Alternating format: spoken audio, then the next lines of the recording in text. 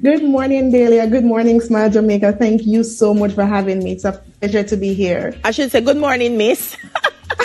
That's fine.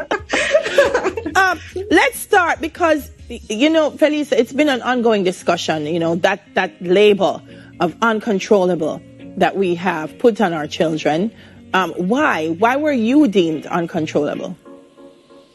So for me, I grew up with my grandmother from I was 7 years old because my father died when I was that age. My mother developed a mental illness and I was living with my grandmother. And although she did everything that she could for me, there was that constant search for support, for love, for affection, just to be held as a child. So when I was growing up, I was seeking all of these during my high school years.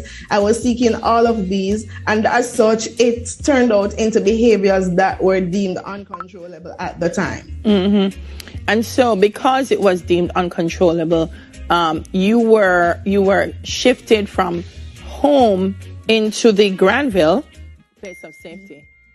That is so correct. I was placed in Granville Place of Safety at 14 years old. Yeah. What was that transition like for you? So it was a rough period. It wasn't anything that I prepared for. I was just going to school. I believed in school, but there was actually still more that I could do. But then when that period came and then I had to go to girls' home at that time, it was a dark period. I was depressed mostly because I felt as if I wouldn't get that quality education that I was receiving at Westwood High School. So for me, I was so sad about that experience. Yeah, because Westwood's a pretty solid school. So you went to Granville. What school did you attend while there? So while I was there, they have some classes that you can do while at the facility, but that wasn't the quality that I was used to at my high school. Wow. But thankfully, I was able to go back to school and actually did my very best during the remaining time of my high school years. Yeah. Well, so it sounds to me like at some point, you turned things around.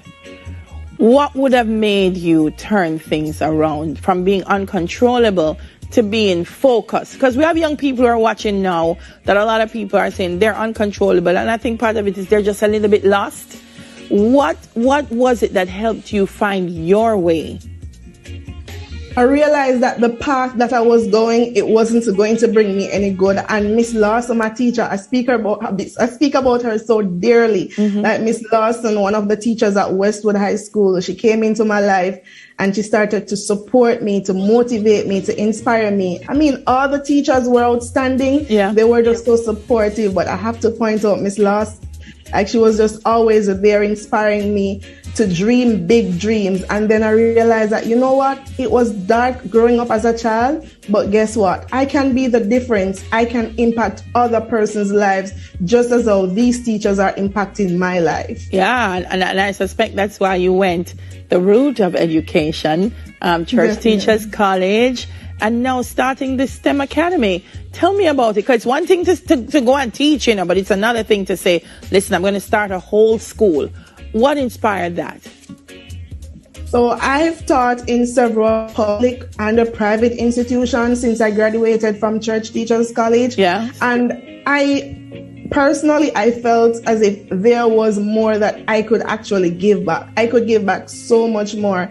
And I felt as if the quality of education that our students are receiving could be way more advanced. I was assessing the performance of students in mathematics and science areas because I'm a science teacher. And the results were always low. And I'm like, no, there has to be something that can be done because STEM is the future. So I've always wanted to own a STEM school, but I thought probably when I'm 50 or 60, because I never thought it would be possible as a person within my 20s. Yeah, but here you are. You've opened the STEM Academy. How long has it been open and how has it been going? So this is actually our second full year of operation, and I can say that the parents are so enthused about what we have at Western STEM Academy. Like, the parents are so excited. The students are loving the learning process. The teachers are even very vibrant, and it's just a positive transformation for the students that we have. So overall, things are going very well, and I believe that this is the future, and this is where we need to go as a country. Yeah. Along with STEM, you founded the Purpose Finder Club, because you're also trying to help young people in terms of how they approach business and entrepreneurship, yes?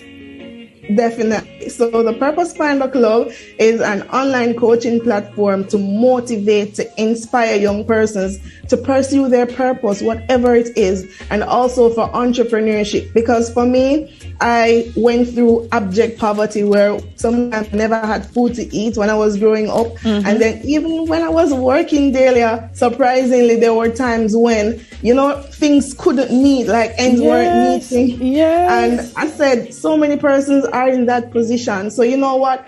Let's show persons how they can actually earn from their skills. Phelisa, I tell people all the time, don't put an amount on young people. Support them, propel them towards greatness. And if there ever is an example of someone who has shown Jamaica that if we continue to love and support our children, they can be just absolutely anything they put their mind to. You are such a fine example, not just for your students, but for other young people. And it's just so awesome to meet you. Thank you so much. It's a pleasure to finally meet you. I've always wanted to meet you. I admire you. I love the work that you're doing in Jamaica and the world. So thank you so much. And it's a pleasure to be here. Bless you, Phelisa.